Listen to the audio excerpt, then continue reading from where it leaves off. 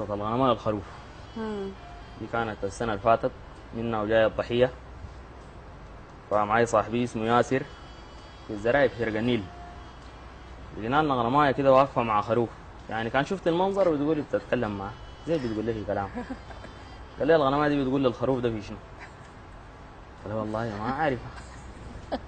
قال لي لا يا أخي لا خيال شعراء شديد. قلت له يا أخي والله ما عارفة. قال لي يا أخي الغنماية دي أنت زول شاعر وده موقف وانا زول غاوي ما بخليك. قلت له يا زول سامح خليها تكمل كلامها. اها طبعا الضحيه قريب حضنهم له عن الضبح وكذا وكذا.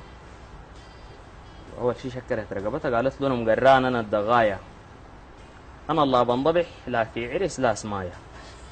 يا سلام. انا ولبنا بشيل جماعته بكوبايه انا الساعيني نايم ومنبسط لا الغايه.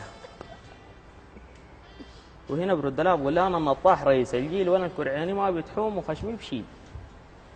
انا الفوق الشناكل وزني ديما تقيل انا معروف فديت نبي الله اسماعيل.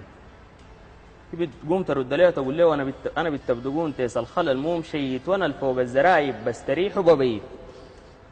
انا اللي عند الرغيف والكسره خشمي بخيت انا ما زي فلان الله اصله ميت. بيقول لها انا عز النعاج انا في الجزاره قديم وانا الفوق البوادي الهاب بشام نسيم. أنا ما جحت لا من كلط صفق النيم أنا شبعان علايق وضارب البرسيم. بتقوم بتقول له وأنا ست الجمال الفطر مسكو خير. أنا الغنماية من كل البهايم خير.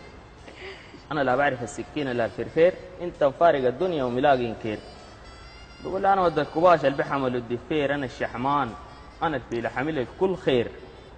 أنا شبعت ناس بيتي ومقضي الغير أنا ما زي تيسي تبريح بترمي الطير.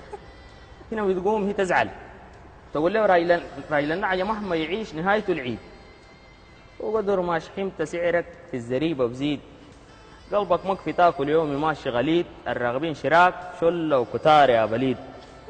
بيقوم بيقول لها قلب صدق عليك زي الحجر ما بلين والناس كلهم من خلقتك شاكين. خشيت البيوت خشمك مليت عجين وكرعينك تقول شغالة بالبنزين.